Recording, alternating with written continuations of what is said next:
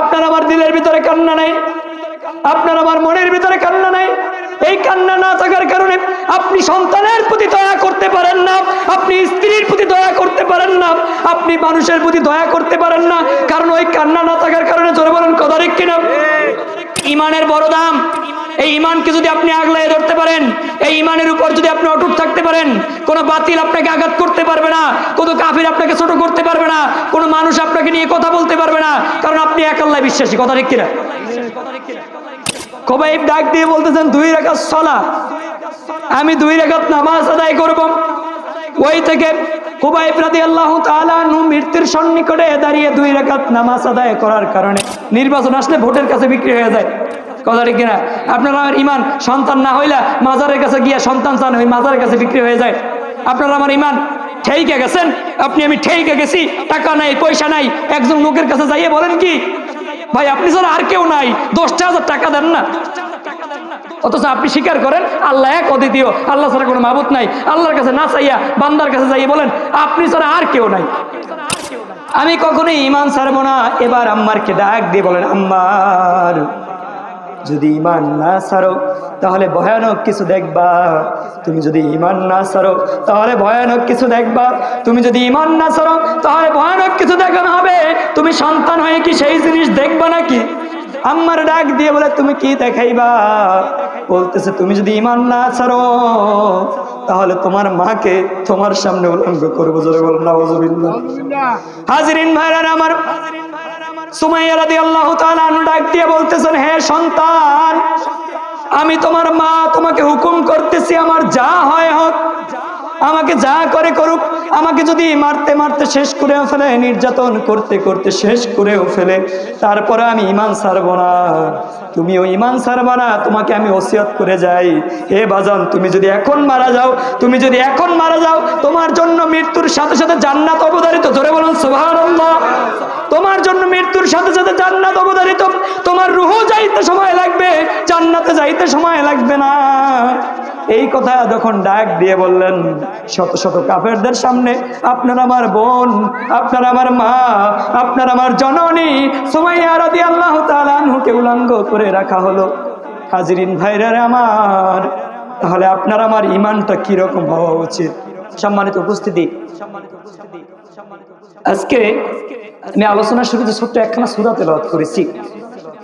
আমি সেই অনুযায়ী আপনাদের সম্মুখে কথা বলার চেষ্টা করব ইনশাআল্লাহ। সূরাটা হলো সূরাতুল আসর, মানে সময়। অর্থ কি? সময়। আল্লাহ রাব্বুল আলামিন এই সূরা সম্পর্কে তার হাবিব সাল্লাল্লাহু আলাইহি ওয়াসাল্লামকে জানিয়ে দিয়েছেন যে হাবিব, এই সূরাটা এমন একটা সূরা, ইমাম শাফির মত অনুযায়ী তিনি বলেন কোরআনুল কারীমের সূরাতুল ফাতিহার পরে অন্য কোনো সূরা নাজিল না করে যদি এই সূরাতুল আসর নাজিল করত, এটার ভাব অর্থ, এটার মূল কথা যদি আপনার উম্মত জানে, তাহলে এটাই আপনার উম্মতের হেদায়েতের জন্য যথেষ্ট। জোরে বলুন সুবহানাল্লাহ। আল্লাহ রাব্বুল আলামিন সূরাতুল আসরের ভিতরে বলেন ওয়াল আসরি, ওই সময়ের কসম। কোন সময়? আসরের সময়ের কসম খেয়ে বলেন যে ওই সময়ের কসম। সাহাবায়ে কিরাম তো রাসূল পাক সাল্লাল্লাহু আলাইহি ওয়াসাল্লামের কাছ থেকে যখন এই সূরার ভাব অর্থ, শানে নজুল, মূল কথা, তাফসীর শুনলেন, যখনই সাহাবায়ে কিরামদের সাথে একে অপরের সাথে দেখা হতো, তখনই তারা সালাম বিনিময়ের পরে এই সূরা পাঠ করে তারপরে তাদের কথা শেষ করতেন। জোরে বলুন সুবহানাল্লাহ। সম্মানিত হাজিরিন, এই সূরাটা এমন একটি সূরা যে সূরার ভিতরে গোটা মুসলিম উম্মার জন্য হেদায়েতের স্বরূপ আপনার আমার মাপকাঠি রয়েছে। জোরে বলুন সুবহানাল্লাহ। সম্মানিত হাজিরিন, আল্লাহ রাব্বুল আলামিন বলেন ওয়াল আসরি, ওই সময়ের কসম। কোন সময়ের কসম? আসরের সময়। হাদিসের ভিতরে পাওয়া যায় কোন উম্মত যদি আসরের নামাজের পরে আল্লাহ রাব্বুল আলামিনের কাছে দোয়া করে, আল্লাহ রাব্বুল আলামিন ওই সময়টা এমন এক সময়, দোয়া কবুলের সময় হিসেবে আপনাকে আমাকে দিয়ে দিয়েছেন। আল্লাহ রাব্বুল আলামিন ওই সময়ে দোয়া করার কারণে আল্লাহ রাব্বুল আলামিন আপনার আমার দোয়াকে কবুল করে নেবেন। জোরে বলুন সুবহানাল্লাহ। সম্মানিত হাজিরিন, আল্লাহ রাব্বুল আলামিন আসরের সময়ের কসম খেয়ে বলেন ইন্নাল ইনসানা লাফি খুসর, নিশ্চয়ই সমস্ত মানুষ ক্ষতিগ্রস্ত। নিশ্চয়ই কি সমস্ত মানুষ ক্ষতিগ্রস্ত। আপনারা সংখ্যায় কম হতে পারেন, কিন্তু একজন খারাপ মানুষের মাঝখানে যদি একজন ভালো মানুষ আছে, তার দাম কার থাকে? ভালো মানুষটার দাম বেশি না? বাবা কথা বলেন, ভালো মানুষটার দাম বেশি না? আপনারা আমার সমাজের ভিতরে হেদায়েতের কথা মানুষের কানের ভিতরে গেলে হেদায়েত হবে না যদি আল্লাহ রাব্বুল আলামিন হেদায়েত না দিয়ে থাকেন। কথা ঠিক কিনা? কথা বলেন না কেন? কথা ঠিক কিনা? হেদায়েত আল্লাহ রাব্বুল আলামিনের কাছ থেকে আসতে হবে। আপনি আমি সবাই হেদায়েত প্রাপ্ত হতে এসেছি। আপনার আমার মনের ভিতরে যেন লোভ লালসা না হয়। ইমাম বুখারী রাহমাতুল্লাহ আলাইহি বলেন, ইন্নামাল আমালু বিল নিয়াত, যে হে উম্মাহ, হে গোটা বিশ্বের মুসলিম জাতি, তুমি তোমার নিয়তকে সহি করো। জোরে বলুন সুবহানাল্লাহ। আপনি যদি নিয়তকে সহি করেন, সে অনুযায়ী আমল করেন, আপনি 100 বছর আগে 150 বছর আগে ধরেন হায়াত আল্লাহ পাক দিল, বা 50 বছর আগে নিয়ত করছেন যে আমি ছোটবেলা থেকে নিয়ত করলাম আমি একটা হজ করব, যদি ওই নিয়তের উপর অটুট থাকতে পারেন, ইনশাআল্লাহ কোনো না কোনো উসিলা আল্লাহ রাব্বুল আলামিন আপনাকে কবুল করে নেবেন। সুবহানাল্লাহ। সম্মানিত হাজিরিন, তা আপনি আমি মাহফিলে আসি, নিয়ত করেছি কি হেদায়েতের কথা শুনবো, আর কিছু হোক বা না হোক, আর কিছু হোক বা না হোক, একটা কথার আমলকে কিছু ধরে রাখতে পারি, সেই কথা অনুযায়ী যদি নিজের জীবনকে বাস্তবায়ন করতে পারি, ওই আমলের উসিলা আল্লাহ রাব্বুল আলামিন আপনাকে আমাকে মাফ করে দিতেন। আল্লাহ আমিন। সম্মানিত হাজিরিন, তা সবাইকে তো কবুল করবে না। আপনি অনেককে দাওয়াত দিয়েছেন, চলো মাহফিলে যাই, কিন্তু তারা ঘাড় ঘুরিয়ে অন্যদিকে চলে গেছে।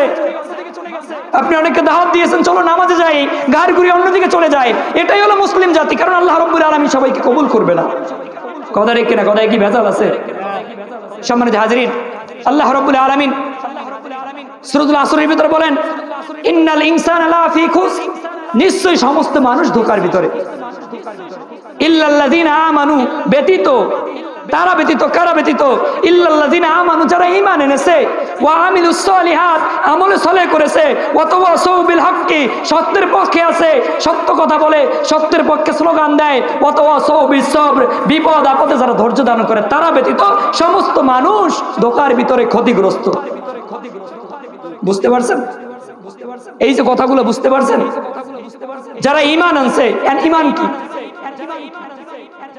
আল্লাহ রাব্বুল আলামিন ঈমানের বিষয় হলো এক কালিমায় তাওহীদের স্বীকারোক্তি। জোরে বলুন, এক কালিমায় তাওহীদের স্বীকারোক্তি যে আল্লাহ এক, অদ্বিতীয়, আল্লাহ ছাড়া কোনো মাবুদ নাই, আল্লাহ ছাড়া কোনো ইলাহ নাই। হযরত মুহাম্মদ মুস্তাফা সাল্লাল্লাহু আলাইহি ওয়াসাল্লাম, আহমদ মুস্তাফা সাল্লাল্লাহু আলাইহি ওয়াসাল্লাম আপনার আমার পেয়ারা রাসূল।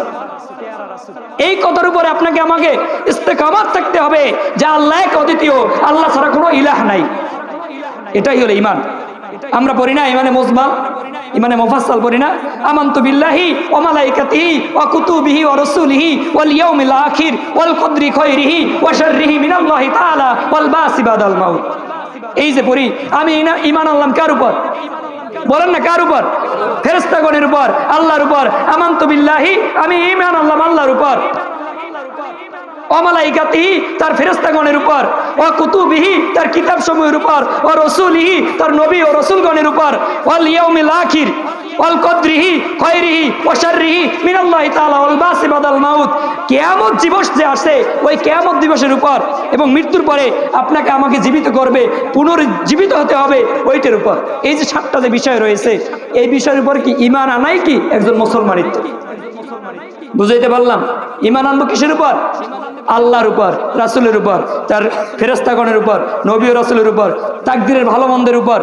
এরপরে মৃত্যুর পরে যে আপনাকে আমাকে জীবিত করবেন আল্লাহ রাব্বুল আলামিন, এই সবের উপর। হাজিরিন ভাইরা আমার,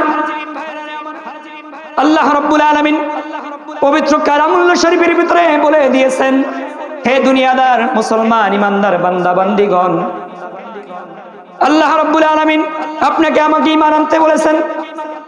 আপনি আমি ঈমানের মাপকাঠি জানলাম যে আল্লাহ এক, অদ্বিতীয়, কুল হুয়াল্লাহু আহাদ, আল্লাহ এক, অদ্বিতীয়, আল্লাহ ছাড়া কোনো মাবুদ নাই, আল্লাহ ছাড়া কোনো ইলাহ নাই, লা ইলাহা ইল্লাল্লাহ মুহাম্মাদুর রাসূলুল্লাহ, আল্লাহ ছাড়া কোনো মাবুদ নাই, মুহাম্মদ সাল্লাল্লাহু আলাইহি ওয়াসাল্লাম আপনার আমার পেয়ারা রাসূল।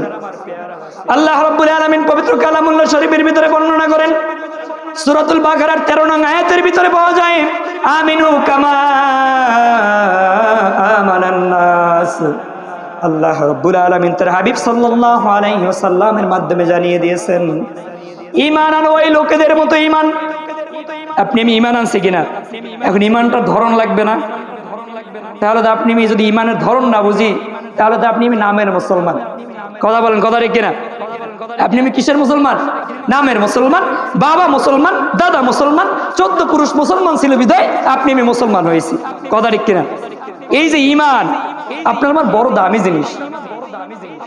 আপনার আমার যে আদনা ঈমান থাকে, সেই আদনা ঈমানের উসিলায় কাল কিয়ামতের ময়দানে, হাসরের ময়দানে আপনি আমি আশা করি রাসূল সাল্লাল্লাহু আলাইহি ওয়াসাল্লাম বলে দিয়েছেন আপনার আমার জান্নাত হয়ে যাবে। জোরে বলুন সুবহানাল্লাহ। সম্মানিত হাজিরিন, ঈমানের কথা যদি বলতে যাই, আপনার আমার ঈমানটা হলো 5 টাকার কাছে বিক্রি হয়ে যায়। কথা বললে মাইন্ডে নেবেন না, আমি কিন্তু একটু বাস্তবমুখী কথা বলার চেষ্টা করি। রাস্তা দিয়ে হেঁটে যাচ্ছেন, 10 টাকা পড়ে রয়েছে, এদিক সেদিক তাকাইয়ে পকেটে নিছেন, আপনার আমার ঈমান কি আছে বাজার?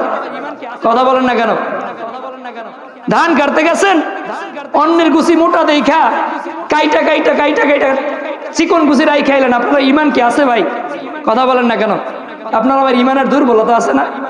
এই যে বিষয়গুলো আপনারা ঈমান মূলত 10 টাকা, 20 টাকা, 50 টাকা, 100 টাকা, 1000 টাকার কাছে বিক্রি হয়ে যায়। আপনি আমি জানি না যে আপনার আমার ঈমানটা কি কারণে চলে যায়। সম্মানিত হাজিরিন, তাহলে ঈমানের ধরন বুঝতে হবে। হাজিরিন ভাইরা রে আমার, আল্লাহ রাব্বুল আলামিন বলে দিয়েছেন, আমিনু কামা আমানান নাস। ঈমান আনো ওই লোকেদের মতো ঈমান। হাবিব সাল্লাল্লাহু আলাইহি ওয়াসাল্লাম তার সাহাবায়ে কেরামদেরকে নিয়ে এই আয়াত সম্পর্কে ধারণা দিচ্ছেন যে ঈমান আনো ওই লোকেদের মতো ঈমান। তাফসীর কারকরা রাখেন, ঈমান আনো ওই লোকেদের মতো ঈমান দ্বারা বুঝিয়েছেন সাহাবায়ে কেরামদের মতো ঈমান। কাদের মতো ঈমান? সাহাবায়ে কেরামদের মতো ঈমান।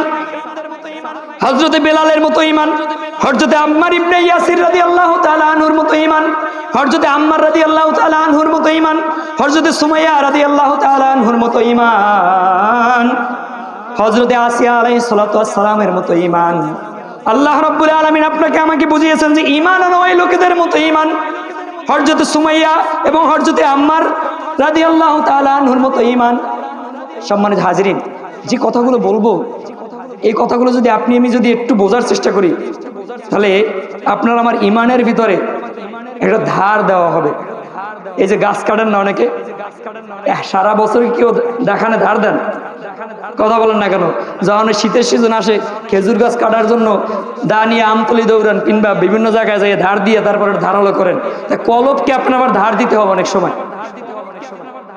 হাজিরিন ভাইরা রে আমার, ইসলামের প্রথম শহীদ নারীদের ভিতর থেকে হযরতে সুমাইয়া রাদিয়াল্লাহু তাআলা আনহা এবং তার সন্তান হযরতে আম্মার রাদিয়াল্লাহু তাআলা আনহু যখন কালেমা পড়ে মুসলমান হয়েছিলেন, কালেমা পড়ে মুসলমান হওয়ার পরে মক্কা নগরীর ভিতরে সমস্ত মানুষের কানে কানে বাজতে থেকে সুমাইয়া কালেমা পড়ে মুসলমান হয়েছে, সুমাইয়ার সন্তান আম্মারও কালেমা পড়ে মুসলমান হয়েছে। রে মা বোনরা রে আমার, আজকের মাইকের আওয়াজের সাথে কান মিলিয়ে নেন, আপনার আমার ঈমানটা কত দূর পর্যায়ে রয়েছে। হযরতে সুমাইয়া রাদিয়াল্লাহু তাআলা আনহার ঈমানটাও কত দূর পর্যায়ে রয়েছে। আপনি আমিও তো মুসলমান, হযরতে সুমাইয়া রাদিয়াল্লাহু তাআলা আনহু তো মুসলমান।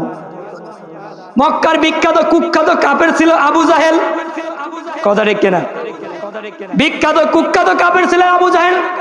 তার ক্ষমতাধর যখন ছিলেন, তার কানের ভিতরে যখন এই স্লোগান গেল, সুমাইয়া এবং তার সন্তান আম্মার মুসলমান হয়েছে, মক্কার ভিতরে একটি আয়োজন করলেন, যে আয়োজনটা সমস্ত কাফেরদের আয়োজন।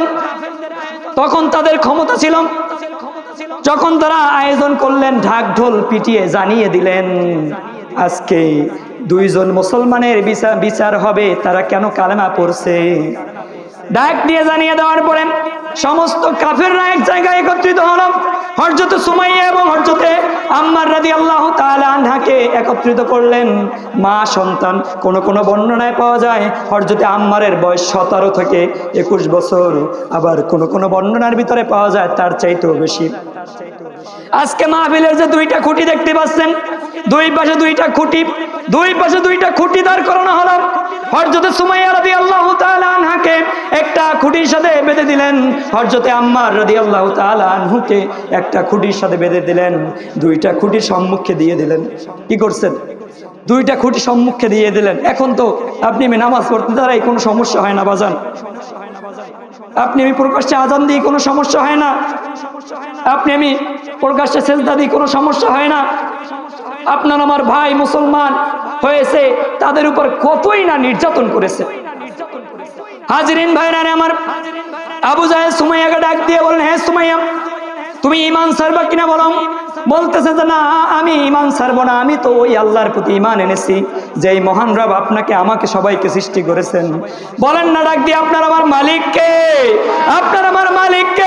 সুমাইয়া তখন ডাক দিয়ে বলেন, উল হুয়াল্লাহু আহাদ, আল্লাহ এক, অদ্বিতীয়, আল্লাহ ছাড়া কোনো মাবুদ নাই। আমি তো ওই মহান রবের উপর ঈমান এনেছি, আমি কশিনকালেও এই প্রাণ থাকতে আমি ঈমান ছাড়বো না। হাজিরিন ভাইরা আমার, আম্মারকে ডাক দিয়ে বলতেছেন, হে আম্মার, ঈমান ছাড়বা কিনা বলো। বলতেছে না, আমি ঈমান ছাড়বো না, আমি কখনোই ঈমান ছাড়বো না। এবার আম্মারকে ডাক দিয়ে বলেন, আম্মার, যদি ঈমান না ছাড়ো তাহলে ভয়ানক কিছু দেখবা। তুমি যদি ঈমান না ছাড়ো তাহলে ভয়ানক কিছু দেখবা। তুমি যদি ঈমান না ছাড়ো তাহলে ভয়ানক কিছু দেখানো হবে। তুমি সন্তান হয়ে কি সেই জিনিস দেখবা নাকি? আম্মার ডাক দিয়ে বলে, তুমি কি দেখাইবা? বলতেছে, তুমি যদি ঈমান না ছাড়ো তাহলে তোমার মাকে তোমার সামনে উলঙ্গ করবো। জোরে বলুন নাউযুবিল্লাহ। হাজিরিন ভাইরা আমার, সুমাইয়া রাদিয়াল্লাহু তাআলা আনহা ডাক দিয়ে বলতেছেন, হে সন্তান, আমি তোমার মা, তোমাকে হুকুম করতেছি, আমার যা হয় হোক, আমাকে যা করে করুক, আমাকে যদি মারতে মারতে শেষ করেও ফেলে, নির্যাতন করতে করতে শেষ করেও ফেলে, তারপরে আমি ঈমান ছাড়বো না। তুমিও ঈমান ছাড়বা না, তোমাকে আমি ওসিয়ত করে যাই, হে বাজান, তুমি যদি এখন মারা যাও, তুমি যদি এখন মারা যাও, তোমার জন্য মৃত্যুর সাথে সাথে জান্নাত অবধারিত। জোরে বলুন সুবহানাল্লাহ। তোমার জন্য মৃত্যুর সাথে সাথে জান্নাত অবধারিত। তোমার রূহ যাইতে সময় লাগবে, জান্নাতে যাইতে সময় লাগবে না। এই কথা যখন ডাক দিয়ে বললেন, শত শত কাফেরদের সামনে আপনার আমার বোন, আপনার আমার মা, আপনার আমার জননী সুমাইয়া রাদিয়াল্লাহু তাআলা আনহুকে উলঙ্গ করে রাখা হলো। হাজিরিন ভাইরা আমার, তাহলে আপনার আমার ঈমানটা কিরকম হওয়া উচিত? ইসলামের প্রথম শহীদ হবে সুমাইয়া, ইসলামের প্রথম শহীদ হবে সুমাইয়া। যখন তাকে উলঙ্গ অবস্থায় রাখা হলো, সন্তান আম্মারকে নিচের দিকে তাকিয়ে আছে। কোথায় তাকিয়ে আছে? নিচের দিকে তাকিয়ে আছে। নিচের দিকে তাকিয়ে বলে, আল্লাহ, মাটিটা ফাঁকা করে দেন, আল্লাহ মাটিটা ফাঁকা করে দেন, আমি এই দৃশ্য দেখতে চাই না, মাটিটা ফাঁকা করে দাও রে মালিক। আমি সন্তান হইয়া মায়ের এই দৃশ্য দেখব। আমি তো এই দৃশ্য দেখার জন্য সন্তান হিসাবে, আমি তো এই দৃশ্য দেখার জন্য কালেমা পড়ে মুসলমান হই নাই।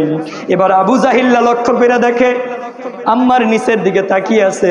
কাফেরদেরকে হুকুম করলেন যে ওর মাথাটা উঠাই ওর মায়ের দিকে ঘুরাইয়া দাও। নাউযুবিল্লাহ। হাজিরিন ভাইরা আমার, মাথাটা এভাবে চেপে ধরলো মায়ের দিকে। সন্তান চক্ষু বন্ধ করে আছে। এবার মায়ের কাছে ডাক দিয়ে বলেন, সুমাইয়া, তুমি ঈমান ছাড়বা কিনা বলো। যে আমি ঈমান ছাড়বো না, এমন ঈমান এনেছে ঈমান ছাড়বো না। এক পর্যায়ে নির্যাতন করতে করতে করতে করতে বর্ষা আনা হলো। বর্ষার আঘাতে আঘাতে তাকে এই দুনিয়া থেকে বিদায় করে দেওয়া হলো। সম্মানিত হাজিরিন, এটাই হলো আপনার আমার ঈমানের পরীক্ষা। সুমাইয়া রাদিয়াল্লাহু তাআলা আনহা শহীদ হয়ে গেলেন। এখন আমি আপনাদের কাছে প্রশ্ন করব, আপনার আমার বয়স 50 বছর, 60 বছর, 70 বছর, আপনারা আমার এই জীবন দশায় যত ওয়াক্ত নামাজ আদায় করছেন, কখনই কি কেউ আইয়া মাথা বসাই বাড়ি মারছে? কথা বলেন না কেন?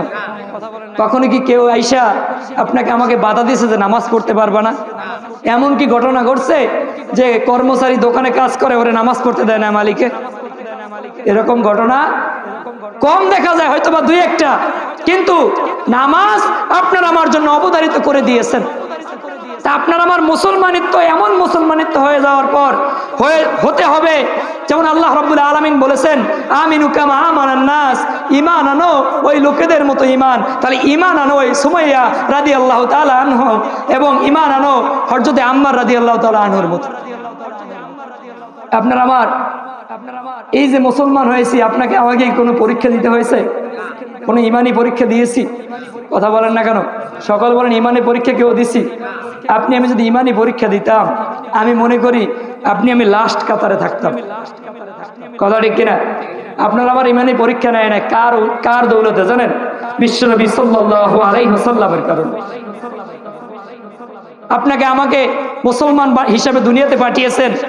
মুসলমান হিসেবে দুনিয়াতে পাঠানোর পরে আপনাকে আমাকে মুসলমানিত্বের সাথে সাথে আপনাকে আমাকে আমলদারিত্ব দিয়ে দিয়েছেন। আগে মুসলমান ছিল কিন্তু আমল বাস্তবায়ন করা লাগতো, এখন আপনি আমি আমল পাইছি বাস্তবায়ন করা। কথা ঠিক কিনা? নামাজ বাস্তবায়ন করা পাইছি না? আচ্ছা, এখানে কি কেউ আছে নামাজ পড়া ফরজ জানেন না? কেউ আছে? আমি কিছু কিছু প্রশ্ন করব। আপনি আমি এমন মুসলমান হয়েছি, আপনি আমি জানি আজান দেওয়া, আজান জানা সকল মুসলমানের জন্য জরুরি। আপনি আমি সেটা সবাই জানি, কিন্তু আপনি আমি আজান দিতে পারি না। আমি কিছু কিছু কথা বলবো যেটা মিলাই নেবেন। আপনার আমার জন্য নামাজ পড়া ফরজ, কিন্তু আপনি আমি পড়ি না। আপনার আমার জন্য রমজানের রোজা রাখা ফরজ, কিন্তু আপনি আমি পড়ি না। আপনার আমার জন্য টাকা থাকলে হজ করা ফরজ, কিন্তু ওটাই বিলম্ব করি। আপনার আমার জন্য রমজানে জাকাত দেওয়া ফরজ, কিন্তু ওটাই বিলম্ব করি। কিন্তু আপনি আমি জানি ঠিকই, কিন্তু আমলে বাস্তবায়ন নাই। অথচ রাসূল পাক সাল্লাল্লাহু আলাইহি ওয়াসাল্লাম বলে দিয়েছেন, আখলিস দীনাকা ইয়াকফিকাল আমালুল কলিল, যে তোমার ইমানকে খাঁটি করো, অল্প আমলই নাজাতের জন্য যথেষ্ট। জোরে বলুন সুবহানাল্লাহ। এখন ইমান খাঁটি করতে হবে না? কথা বলেন না কেন? ইমান খাঁটি করতে হবে না? আপনার আমি ইমান খাঁটি করতে হবে। হাজিরিন ভাইরা আমার, আপনার আমার ইমানটা তো এমন ইমান হয়েছে, আপনি আমি ঘটনা শুনলে বুঝতে পারবো আপনার আমার এই ইমানদারিত্ব টিকিয়ে রাখার জন্য সাহাবায়ে কেরামরা জনে জনে কতই না কষ্ট করেছেন, দিনে দিনে কতই না কষ্ট করেছেন। আমিনু কামা আমানান নাস, ঈমান আনো ওই লোকেদের মতো ঈমান। এর ব্যাখ্যায় রাসূল পাক সাল্লাল্লাহু আলাইহি ওয়াসাল্লাম বুঝিয়েছেন সাহাবায়ে কেরামদের মতো ঈমান। আপনার আমার জন্য সাহাবায়ে কেরাম হলো সত্যের মাপকাঠি। কথা ঠিক কিনা? আপনার আমার জন্য হলো সাহাবায়ে কেরাম সত্যের মাপকাঠি। আসহাবিকাল নুজুম, প্রতিটা সাহাবী আকাশের নক্ষত্রের সমতুল্য। জোরে বলুন সুবহানাল্লাহ। হাজিরিন ভাইরা আমার, আপনাকে আমাকে ঈমান আনতে হবে হযরত খুবাইব রাদিয়াল্লাহু তাআলা আনহুর মতো ঈমান। রাসূল পাক সাল্লাল্লাহু আলাইহি ওয়াসাল্লাম 10 জন সাহাবীকে একটা যুদ্ধে পাঠালেন। কোথায় পাঠাইছেন? 10 জন সাহাবীকে কোথায় পাঠাইছেন? একটা যুদ্ধের ভিতরে পাঠাইছেন। 10 জন সাহাবীকে একটা যুদ্ধের ভিতরে পাঠাইলেন। বিশ্বনবী সাল্লাল্লাহু আলাইহি ওয়াসাল্লাম 10 জন সাহাবীকে একটা যুদ্ধের ভিতরে পাঠাইলেন। ওই যুদ্ধের ভিতরে যাওয়ার পরে কিছু কিছু লোক তাদের সাথে গাদ্দারি করলো। হযরত খুবাইব রাদিয়াল্লাহু তাআলা আনহুকে তাকে তাদের সেনাপতি বানাইয়া দিলেন। 7 জন সাহাবীকে হত্যা করলেন। কয়জন সাহাবী? 7 জন সাহাবীকে হত্যা করা হয়েছে। 7 জন সাহাবীর ভিতর থেকে হত্যা করার পরে বাকি থাকে কতজন? 3 জন। কতজন? কথা বলেন, কতজন? 3 জন বাকি থাকে। আমি ঈমানের পরীক্ষার বিষয় বলতেছি। বাকি থাকে 3 জন। ওই 3 জনের ভিতর থেকেও 2 জনকে হত্যা করা হয়েছে। হাজিরিন ভাইরা আমার, বাকি থাকে একজন খুবাইব। হযরত খুবাইব রাদিয়াল্লাহু তাআলা আনহু তিনি বাকি থাকেন। তিনি কাফেরদের কাছে বন্দী হয়ে গেলেন। কাফেরদের কাছে বন্দী হওয়ার পরে তাকে বিক্রি করে দিছে মক্কার কাফেরদের কাছে। কোথায় বিক্রি করে দিছে? মক্কার কাফেরদের কাছে বিক্রি করে দিছে। বিক্রি করার পরে তাকে একটা ঘরের ভিতরে বন্দী করে রাখছে। সম্মানিত হাজিরিন, বন্দী করে রাখার পরে ওই ঘরের ভিতরে খাবার পানি কিছুই যায় না। আপনি আমি কি বন্দী হয়েছি কখনো? কথা বলেন না কেন? বন্দী হয়েছি? আল্লাহ না করুক যদি বন্দী হইতাম কখনো, তাহলে আপনাকে আমাকে ঈমান ছাইরে পালাই আইতাম। কি করতাম? তখন কিনা মাসালা দিতেন যে জান বাঁচানো ফরজ। কি বলতেন? যে জান বাঁচানো ফরজ, আগে জান বাঁচাই এলোই। কিন্তু ভাই এটা না, কিন্তু এটা না। এই ঈমানের বড় দাম।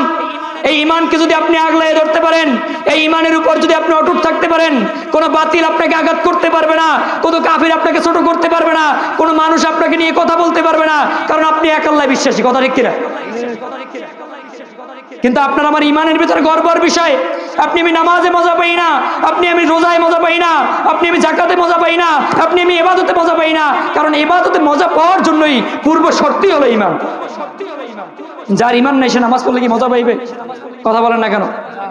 রাসূল পাক সাল্লাল্লাহু আলাইহি সাল্লামের সাহাবা ইকরাম ইমানকে টিকে রাখার জন্য জনে জনে জান প্রাণ জীবন সবকিছু বিসর্জন করে দিচ্ছে। আপনার আমার ইমান তো, বারবার বলি, আপনার আমার ইমান তো সমাজে কাছে বিক্রি হয়ে যায়, নির্বাচন আসলে ভোটের কাছে বিক্রি হয়ে যায়। কথা ঠিক কিনা? আপনার আমার ইমান সন্তান না হইলে মাজারের কাছে গিয়া সন্তান চান, ওই মাজারের কাছে বিক্রি হয়ে যায়।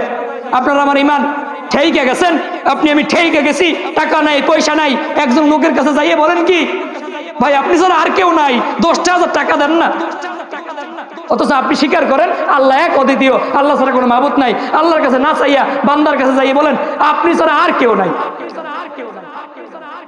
তখন ওই লোক কি করে জানেন? কারণ চাইছেন তো মানুষের কাছে। ওই লোক কি করে জানেন? যে আমি 10,000 দিতে পারি, আমাকে 1000-কে 5 টাকা দিতে হবে কিংবা 10 টাকা দিতে হবে। সিস্টেম হলো এরকম, আল্লাহ পাক দেওয়াইবে, কারণ বান্দাকে ঠেকাই রাখবে না, কারণ পৃথিবীতে কোনো মানুষ আল্লাহ রাব্বুল আলামিন রিজিকবিহীন বানায় না। কথা ঠিক কিনা? এটা কথা বললেন, কথা ঠিক কিনা? আপনি মানুষের কাছে চাইছেন বিদায় আল্লাহ পাক আপনাকে বিভিন্ন উপায় দিবে, দিবেই তো, ঠিকই তো থাকবেন না, কিন্তু আপনার আমার ইমানকে বিসর্জন দিয়ে আপনি আমি ওই জিনিসটা নিচ্ছি। আপনি আমি নামাজ না পড়লে মুসলমানই তো থাকে না। আপনি যে ওয়াক্তে নামাজ ছেড়ে দিবেন ওই ওয়াক্তের জন্য আপনার আমার মুসলমান তো শেষ হয়ে যাবে। আপনি যদি নামাজ পড়েন নাই তওবা করে আদায় করেন, আপনি আমি মুসলমানিতে ফিরে পাইবেন। লা তাকরাবুস সালাতা ফাকাদ কাফারা, যে ব্যক্তি নামাজ ছেড়ে দিল সে তো কাফের হয়ে গেল। এখন একটা বেনামাজি, কথাগুলো মাইন্ডে নেবেন না, আমি আগেই বলছি, আমি বাস্তবমুখী কথা বলার চেষ্টা করি। একটা বেনামাজি নামাজ আদায় করলো না, ওরা যদি কাফের করে ডাক দেন আস্তাগফিরুল্লাহ, যে তুমি তো নামাজ পড়ো নাই, কোরআনের ভিতরে আছে লা তাকরাবুস সালাতা ফাকাদ কাফারা, যে নামাজ ছেড়ে দিল সেজন্য কাফের হয়ে গেল, তাহলে তোমাকে যদি এইটা বলি তুমি কি মাইন্ড করবা? তখন কিন্তু আপনাকে হাতের দ্বারা যা পাও এটা দিয়ে লড়ান দেবে। কথা ঠিক কিনা? আমি বলবো যারা নামাজ পড়ো না, একটা কুকুরকে জিজ্ঞেস করিও, একটা কুকুরকে জিজ্ঞেস করিও যে কুকুর তুমি কেন আল্লাহর ইবাদত করো না? ওই কুকুর বলবে আমাকে 4 পাওয়ালা যন্ত্র বানিয়েছে, আমাকে কথা বলার সুযোগ দেয় নাই, আমাকে মানুষের সেবা করার জন্য দুনিয়াতে পাঠিয়েছে, মানুষের উপকার করার জন্য দুনিয়াতে পাঠিয়েছে, আমি আল্লাহর হুকুম ঠিক মতোই পালন করতেছি, যে আমাকে খাওয়ায় তার সেবা যত্ন করতেছি, যে আমাকে নিয়ে দেখাশোনা করে আমি তার পিছনে পিছনে দৌড়াইতেছি। তুমি তো বান্দা, তোমাকে শ্রেষ্ঠ মানুষ হিসেবে দুনিয়াতে পাঠিয়েছে, আশরাফুল মাখলুক হিসেবে দুনিয়াতে পাঠিয়েছে, তোমাকে তো আল্লাহ রাব্বুল আলামিন বড় দয়া করে মায়া করে বানিয়েছে, তুমি কেন বান্দা আল্লাহর হুকুমটা পালন করো না? আমি তো ঠিকই পালন করতেছি। জোরে বলেন কথা ঠিক কিনা? আপনি আমি নিজেকে মুসলমান দাবি করি, বাবা এই মুসলমানিত্বের কোনো দাম নাই। আল্লাহ রাব্বুল আলামিন তাহলে আয়াতের ভিতরে বলতেন না ইয়া আইয়ুহাল্লাযিনা আমানু হাক্কা তুকাতিহি ওয়া লা তামুতুন্না ইল্লা আনতুম মুসলিমুন। আল্লাহ রাব্বুল আলামিন এই পরিপূর্ণ আয়াতের ভিতর বলেন ইয়া আইয়ুহাল্লাযিনা আমানুত্তাকুল্লাহা হাক্কা তুকাতিহি ওয়া লা তামুতুন্না ইল্লা ওয়া আনতুম মুসলিমুন। হে মুসলমান ইমানদার বান্দা বান্দিগণ, আপনি মুসলমান কিনা? কথা বলেন না কেন? আপনি মুসলমান কিনা? আল্লাহ পাক কিন্তু বলছেন যে হে মুসলমান ইমানদার বান্দা বান্দিগণ, হাক্কা তুকাতিহি ওয়া লা তামুতুন্না ইল্লা ওয়া আনতুম মুসলিমুন, যে আমাকে ভয় করো, ভয় করার মতো ভয় করো। আপনি আমি আল্লাহকে ভয় করি না? কথা বলেন না কেন? এটা কথা বলেন।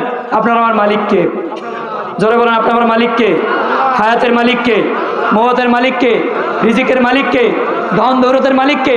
আপনার আমার সবকিছুর মালিক হলো একমাত্র আল্লাহ। ওই আল্লাহকে ভয় করি কিনা? কথা বলেন না কেন? আপনি আমি আল্লাহকে ভয় করি, কিন্তু এই ভয়টা কিরকম? এক হলো আমানুত্তাকুল্লাহ, উত্তাকুল্লাহ অর্থ ভয়, আর খাউফুন শব্দের অর্থ কি? ভয়। এখন এই দুই ভয়ের ভিতরে পার্থক্য কি? খাউফুন শব্দটা হলো এই যে তুমি ভয় করার পরে, যে ভয় করার পরে গুনাহ আছে। কথা বললেন, যে ভয় করার পরে কি গুনাহ আছে। আর উত্তাকুল্লাহ অর্থ কি? নুত্তাকুল্লাহ অর্থ হলো যে ওই ভয় যে ভয় করার কারণে গুনাহ নাই।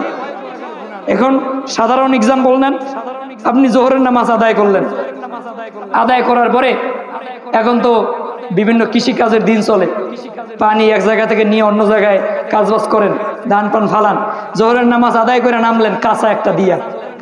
কথা বলেন না কেন? আপনি নামাজ আদায় করছেন কাকে ভয় কইরা? আল্লাহকে ভয় করে নামাজ আদায় করছি না? এরপরে কাজ করছি কি? কাঁচা একটা দিয়ে কাজ করা শুরু করছি, নাইমেই মিথ্যা বলা শুরু করলাম ফোনের ভিতরে, নাইমেই কি অন্যান্য কাজবাজ করা শুরু করলাম যেটা ইসলাম সমর্থন করে না। এই দুই ভয়ের ভিতরে পার্থক্য হলো, যে ভয় করার পরে গুনাহ আছে ওইটা হলো সাধারণ ভয়। কি ভয়? সাধারণ ভয়। আর অসাধারণ ভয় হলো যে ভয় করার পরে আর কোনো গুনাহ নাই, শুধু ওই ভয় আল্লাহর জন্যই হবে। জোরে বলুন সুবহানাল্লাহ। তা আল্লাহ পাক বলে দিয়েছেন আপনি মুসলমান। কথা বলেন না কেন? আপনি মুসলমান। মুসলমান কিনা? আপনি মুসলমান হয়েছি। এই মুসলমান হওয়ার পরে আল্লাহ রাব্বুল আলামিন আবার বলে দিয়েছেন যে বাবা, হে বান্দা, হে আমার বান্দারা, তোমরা মুসলমান হয়ে অন্ধকার কবরে আসিও। এখন যদি আপনি আমি এই মুসলমানিতে যদি কাজ হতো, তাহলে আয়াতের ভিতরে আল্লাহ রাব্বুল আলামিন কি বলতেন যে মুসলমান হয়ে কবরে আইসো? তাহলে মুসলমানিতে একটা পরিসীমা আছে না? আপনি আমি তো এমন মুসলমান, আপনি আমি তো এমন মুসলমান হয়েছি, আপনার আমার মসজিদ থেকে আজান হয়, হাইয়া আলাস সালাহ, হাইয়া আলাস সালাহ, হাইয়া আলাল ফালাহ, হাইয়া আলাল ফালাহ, আপনি মসজিদ দেইখা অন্যদিকে চলে যাবেন। আপনি এমন মুসলমান, আপনি আমি এমন মুসলমান হয়েছি, যখন আপনাকে নামাজের জন্য ডাকে যে নামাজে আসো, তখন বল নামাজ পড়ে কি হবে? অমুকে দেখছি 5 ওয়াক্ত নামাজ পড়ে সুদ খায়। বলেন কথা ঠিক কিনা? অমুকে দেখি 5 ওয়াক্ত নামাজ পড়ে মিথ্যা কথা বলে, অমুকে দেখছি 5 ওয়াক্ত নামাজ পড়ে বউ বিপর্দায় ঘরে। কথা ঠিক কিনা? কিন্তু কথা তো এটা না, কথা তো এটা না। আপনি নামাজ পড়বেন, ওটার হিসেব আপনি দিবেন, আপনার জন্যই কাজে লাগবে। কারণ আপনি 5 ওয়াক্ত নামাজ পড়লে দুনিয়ার কোনো মানুষের লাভ হবে না, আপনার নিজেরই লাভ হবে। আপনি পর্দা করলে দুনিয়ার কোনো মানুষের লাভ হবে না, আপনার নিজেরই আমলনামা ভারী হবে। আপনি যদি গুনার কাজ করেন, আপনার আমলনামায় গুনাহ লেখা হবে। জোরে বলেন কথা ঠিক কিনা? তাহলে আপনাকে আমাকে কি করতে হবে? আপনি আমি জানি না, এটা পতিতা মহিলা, একজন পতিতা মহিলা টাকার বিনিময়ে মানুষ খুশি করত, অনৈতিক কাজ করে বাড়ি ফেরার পথে কুকুর দেখে টিশার্ট কুকুরকে পানি খাওয়াইছে, মুজাই করে পানি তুইলা পানি খাওয়ানোর কারণে সে আল্লাহ রাব্বুল আলামিন ওই কুকুরকে পানি খাওয়ানোর কারণে আল্লাহ রাব্বুল আলামিন ওই উসিলায় কবুল করে নিয়েছে। জোরে বলুন সুবহানাল্লাহ। তাহলে আপনাকে আমাকে কোন উসিলায় কবুল করবে আপনি আমি জানি? কথা বলেন না কেন? আপনি আমি জানি? আপনাকে আমাকে আল্লাহ রাব্বুল আলামিন কোন উসিলায় কবুল করবে আপনি আমি জানি না। হয়তোবা আজকের এই মাহফিলে আসছেন, সুবহানাল্লাহ, আলহামদুলিল্লাহ, এইটার উসিলায় কবুল করে নিতে পারে। তো সুতরাং ভালো কাজের নিয়ত করে আপনাকে আমাকে আগাইতে হবে।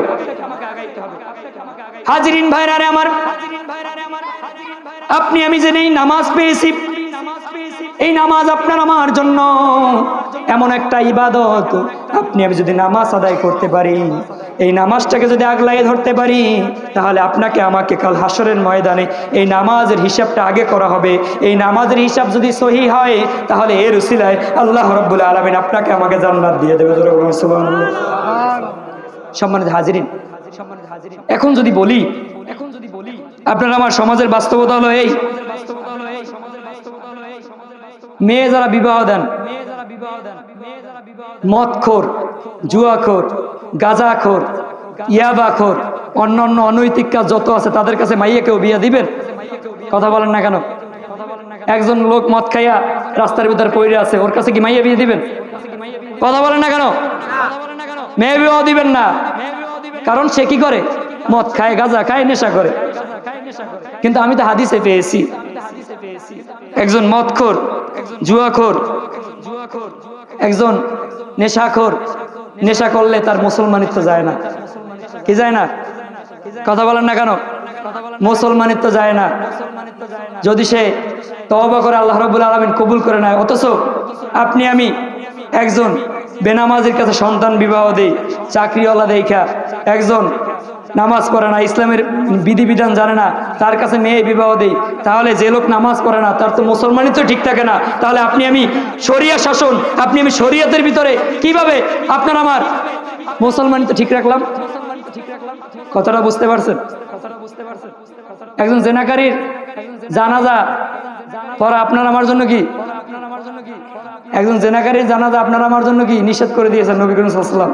যে একজন জেনা করছে, প্রকাশ্যে জেনা করে ধরা খাইছে, ধরা খাওয়ার পর আপনার আমার মনের ভিতর প্রশ্ন থাকবে না যে ওর পাথর মারি হত্যা করার কথা, কিন্তু তো মারা গেছে, ওর জানা যেতে যাওয়া যাবে না। কিন্তু বেনামাজি মারা গেলে কথা বলে না কেন? আমি কিন্তু নামাজ ধরছি, কারণ এই মাসে নামাজ আসছে, এই মেয়েরাজের রজনী, তারপর আপনার আমার যে রজব মাসে কি আসছে, নামাজ আসছে। এই নামাজ আপনাকে আগলাই ধরতে হবে। সম্মানিত হাজিরিন, নামাজ হলো মুসলমান হওয়ার পরে প্রথম ইবাদত। আমি বলছি কি ইমান আনো ওই লোকেদের মতো ইমান যারা ইমান আনছে সাহাবা ইকরামদের মতো। তারা কি নামাজ ছাড়া ইমান আনছে? কথা বলেন, ইমান আনার পরে নামাজ পড়ছে না? আপনার আমার নামাজ আদায় করতে হবে। ইমান আনার পরে আপনাকে আমাকে নামাজকে আগলাই ধরতে হবে। আমি বলবো নামাজ যদি আপনি আদায় করেন, এই নামাজ আপনাকে আমাকে কাল হাসরের ময়দানে জান্নাত দিয়ে দেবে। জোরে বলুন সুবহানাল্লাহ। হাজিরিন ভাইরা রে আমার, আল্লাহ রাব্বুল আলামিন যে বলে দিয়েছেন ঈমান আনো ওই লোকেদের মতো ঈমান। আর যদি খুবাইব 10 জন সাহাবীদেরকে নিয়ে যুদ্ধের ময়দানে গেলেন, কিন্তু যাওয়ার পথে তার সাথে অন্য পার্টির লোকেরা যারা যুদ্ধ করবে তাদের সাথে এক স্থানে বসে যুদ্ধ হবে, কিন্তু যাওয়ার পথে তারা তাদের সাথে গাদ্দারি করেছে, মুনাফিকি করেছে। আপনি বলছেন আপনার বাড়িতে বসে খাবার খাওয়াবো, কিন্তু পথে বসেই আপনি আক্রমণ করলেন। কি হলো? পথে বসেই কি আক্রমণ করলেন, তাহলে কি যুদ্ধ পরিপূর্ণ হলো? 7 জন সাহাবীকে মৃত্যুবরণ করে ফেলাইছে, মাইরে ফেলাইছে। এরপর আর বাকি ছিল 2 জন, তাকেও মাইরে ফেলাইছে। আর যদি খুবাইবকে মক্কার কাফেরদের কাছে বিক্রি কইরা দিল, মক্কার কাফেররা তাকে বন্দী কইরা রাখলেন। বেশ কিছুদিন বন্দী করার পরে বন্দী যে ঘরে করেছেন, ওই যে ঘরের ভিতরে তাকে বন্দী করা হয়েছিল, সেই ঘরে একটা মেয়ে সন্তান ছিল, তার নাম হলো জয়নব। মনে রাখবেন, নাম কি? জয়নব। জয়নব ওই ঘরের ভিতরে খাবার দেয় জানলার পাশ দিয়ে, কিংবা আপনার আবার কোনো এক স্থান থেকে, গুপ্ত স্থান থেকে খাবার দেয়। ওই খাবার শুকনো রুটি, 1 গ্লাস পানি। ওই খাবার খেয়ে হযরত খুবাইবের জীবন চলে। হঠাৎ করে ঘোষণা হলো, কাফেররা ঘোষণা দিলেন, মক্কা ভূমিতে ঘোষণা দেওয়া হলো যে আজকে একজন মুসলমানকে হত্যা করা হবে। কি ঘোষণা? একজন মুসলমানকে হত্যা করা হবে। একজন মুসলমানকে, মুসলমান কেন হলো সেই কারণে তাকে হত্যা করা হবে, তার ইমানের বিসর্জন দেওয়া হবে। ঢাকঢোল পিটালো, সমস্ত কাফেররা একসাথ হয়ে গেল। হাজিরিন ভাইরা আমার, সমস্ত কাফেররা একসাথ হয়ে যাওয়ার পরে হযরত খুবাইবকে ডাক দেওয়া হলো, ওই বন্দিশালা থেকে তাকে নিয়ে যাওয়া হলো। ওই বন্দিশালা থেকে নিয়ে যাওয়ার পরে তাকে একটা খুঁটির সাথে বাঁধলেন, পেরে কলা খুঁটি। জোরে বলুন নাউযুবিল্লাহ। কিসের খুঁটি? পেরে কলা খুঁটি। পেরে কলা খুঁটির সাথে বাঁধা হলো। তাকে প্রশ্ন করবো ইমান ছাড়বে কিনা বলো, ওই যে ইমানি পরীক্ষা, তাকে প্রশ্ন করলে ইমান ছাড়বে কিনা বলো। বলতেছেন না আমি ইমান ছাড়বো না, আমি তো এক আল্লাহর উপর ইমান এনেছি, আমি তাকে বিশ্বাস করেছি, আমি কোশ্চিন কালো ইমান ছাড়বো না। আর আমি কেনই বা ইমান ছাড়বো? আমি তো মোহাম্মদ মুস্তাফা সাল্লাল্লাহু আলাইহি ওয়াসাল্লামের সাহাবী। কি বলছেন? জোরে বলুন সুবহানাল্লাহ। আমি তো একজন সাহাবী, আমি কেন ইমান ছাড়বো? আমি ইমান ছাড়বো না। তার উপর নির্যাতন শুরু হলো, তার উপরে নির্যাতন শুরু হলো। হাজিরিন ভাইরা আমার, তার উপরে এমন পাশবিক নির্যাতন শুরু করলেন। আপনি আমি তো সামান্য আগুনের ভিতরে হাত দিলে সহ্য করতে পারি না, সামান্য কাঁটার আঘাত সহ্য করতে পারি না। একটা কাঁটা ঢুকে যদি 2 দিন 3 দিন থাকে, আপনার আমার খুশ থাকে না? কথা ঠিক কিনা? এই জায়গায় কেটে গেলে ওখানে কিভাবে আপনি মলম লাগাইবেন, কিভাবে ডক্টর দেখিয়ে নিজেকে শুধরাইবেন, ভালো করবেন, এটার জন্য আপনি আমি ব্যস্ত হয়ে যাই। হযরত খুবাইবকে আক্রমণ করা হলো, তাকে মারধর করা হলো। এমন মারধর করেছে যে এই মারধরের ইতিহাস পড়তে গেলে অজরেই আপনি কেঁদে দিবেন, কারণ আপনার আমার মনের ভিতরে তো কান্না নাই রে বাজান। খতামাল্লাহু আলা কুলুবিহিম, ওই আল্লাহ আপনার আমার মনের ভিতরে মোহর মেরে দিয়েছেন। আপনার আমার দিলের ভিতরে কান্না নাই, আপনার আমার মনের ভিতরে কান্না নাই। এই কান্না না থাকার কারণে আপনি সন্তানের প্রতি দয়া করতে পারেন না, আপনি স্ত্রীর প্রতি দয়া করতে পারেন না, আপনি মানুষের প্রতি দয়া করতে পারেন না, কারণ ওই কান্না না থাকার কারণে। জোরে বলেন কথা ঠিক কিনা? হাজিরিন ভাইরা আমার, হযরত খুবাইব রাদিয়াল্লাহু তাআলা আনহুকে ওইখানে বেঁধে দিলেন, আর বলতেছেন হে খুবাইব তোমার শেষ ইচ্ছা কি? কি বলছেন? শেষ ইচ্ছা কি? খুবাইব ডাক দিয়ে বলতেছেন 2 রাকাত সালাত, আমি 2 রাকাত নামাজ আদায় করব। ওই থেকে খুবাইব রাদিয়াল্লাহু তাআলা আনহু মৃত্যুর সন্নিকটে দাঁড়িয়ে 2 রাকাত নামাজ আদায় করার কারণে আল্লাহ রাব্বুল আলামিন তার হাবিব সাল্লাল্লাহু আলাইহি ওয়াসাল্লামের মাধ্যমে বিপদে আপদে আপনাকে আমাকে সবুর করতে বলেছেন। ইয়া আইয়ুহাল্লাযীনা আমানু ইসতাঈনু বিস-সাবরি ওয়াস-সালাহ ইন্নাল্লাহা মা'আস-সাবিরিন। আল্লাহ রাব্বুল আলামিন আপনাকে আমাকে বিপদে আপদে সবুর করতে বলেছেন। আপনি মহা বিপদে পড়ে গিয়েছেন, 2 রাকাত সালাত আদায় করে ওই মহান রব্বুল আলামিনের কাছে হাত তুলে দিন।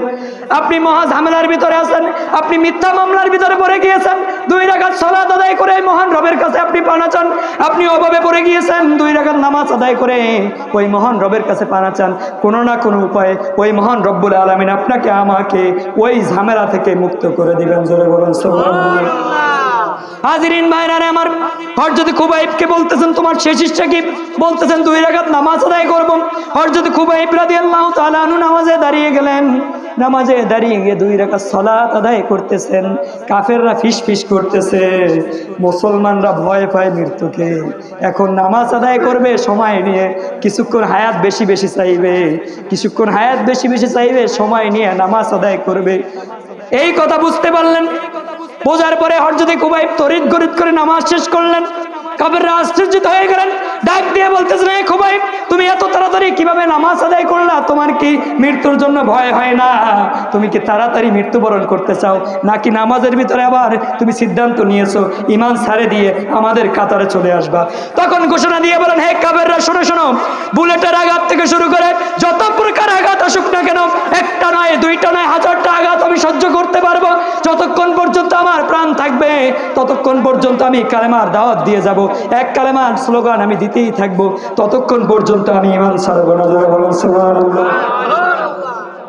সম্মানিত হাজিরিন, খুবাইব রাদিয়াল্লাহু তাআলা আনহুকে ওই পীরে কেওড়া খুঁটির সাথে বেঁধে দিলেন। আপনার আমার মা বোনরা যখন লাউ সিদ্ধ করে কিংবা আলু সিদ্ধ করে, আপনার আমার সামনে তো এমন একটা সিজন আসবে যে এই সিজনে মিষ্টি আলু পাওয়া যাবে। আপনি আমি মজা করে মিষ্টি আলু সিদ্ধ করে আপনি আমি শলা দ্বারা কিংবা কাঁটা চামচ দ্বারা আপনি আমি ওই আলুটা দেখবো সিদ্ধ হয়েছে কিনা।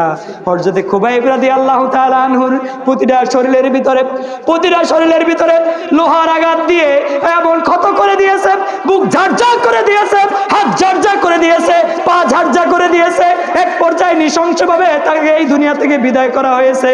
তিনি প্রতিষ্ঠা করে দিয়েছেন, কালেমা প্রতিষ্ঠা করে দিয়ে গিয়েছেন, ঈমান প্রতিষ্ঠা করে দিয়েছেন, আপনার আমার জন্য মুসলমানিত্ব সৃষ্টি করে দিয়েছেন। এমন এক নিদর্শন রেখেছেন যে মুসলমান কখনো বুলেটের আঘাত ভয় পায় না, মুসলমান কখনো শত্রুকে ভয় পায় না, মুসলমান কখনো কাফেরদের ভয় পায় না। জোরে বলেন কথা ঠিক কিনা? মুসলমান কখনো বেদুইনদের রক্তচক্ষুকে ভয় পায় না। মুসলমান তো এমন মুসলমান হয়েছে, আপনাকে আমাকে এমন মুসলমান হতে হবে, আমিনু কামা আমানান নাস, এমন ঈমান আনতে হবে ওই হযরতে খুবাইবের মতো আপনাকে আমাকে ঈমান আনতে হবে। জোরে বলুন সুবহানাল্লাহ। সম্মানিত হাজিরিন, হযরত খুবাইব রাদিয়াল্লাহু তাআলা শহীদ হয়ে গেলেন। ঈমান ছাড়ছে? বলেন না কেন ঈমান ছাড়ছে? ছাড়ে নাই। কিন্তু আপনি আমি এই ঈমান নিয়ে এখন আপনার আমার সমাজের ভিতরে এমন হয়েছে, আপনার আমার ঈমান টিকিয়ে রাখা বড় দায়। আপনার আমার ঈমান টিকিয়ে রাখা কি বড় দায়। আপনি আমি চাই যে ঈমানের পথে অটুট থাকি, কিন্তু আপনার আমার পাশ থেকে এমন এমন মানুষ আছে বিভিন্ন ফেরকা তৈরি করে আপনাকে আমাকে বিভিন্নভাবে ঈমানটাকে বিসর্জন দিয়ে দেয়। এখন আমি প্রশ্ন করব, মাজারে সেজদা দেওয়া কি? জোরে বলেন না। সুদ খাওয়া কি? একটু জোরে বলেন, সুদ খাওয়া কি? হারামকে হারাম বলতে কি ভয় পান? হালালকে হালাল বলতে ভয় পান? হারামকে হারাম জোরে বলতে হবে, হালালকে হালাল জোরে বলতে হবে, কারণ হারাম তো আপনার আমার জন্য নিষিদ্ধ আর হালাল তো আপনার আমার জন্য প্রয়োজন। এখন বলবো, সুদ খাওয়া কি হারাম? ঘুষ খাওয়া কি হারাম?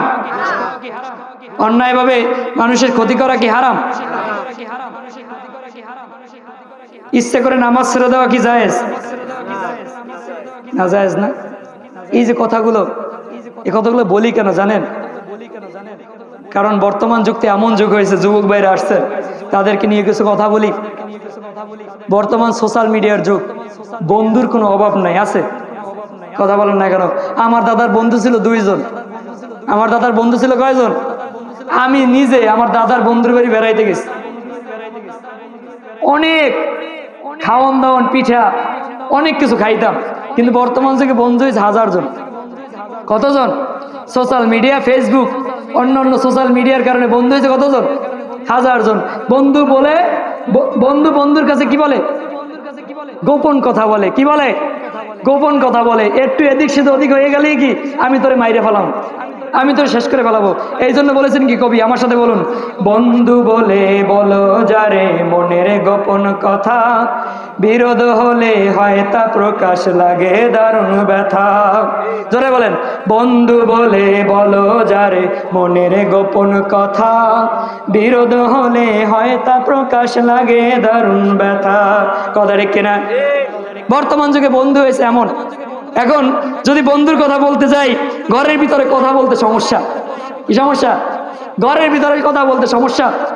শীতের রাত্র ঘর থেকে বাইরে হইয়া বাঁশ বাগানের নিচে, কলা বাগানের নিচে রাত্র 8টায় বৈশা যায়, 12টা বাইজা যায়, খবর থাকে না। কথা ঠিক কিনা?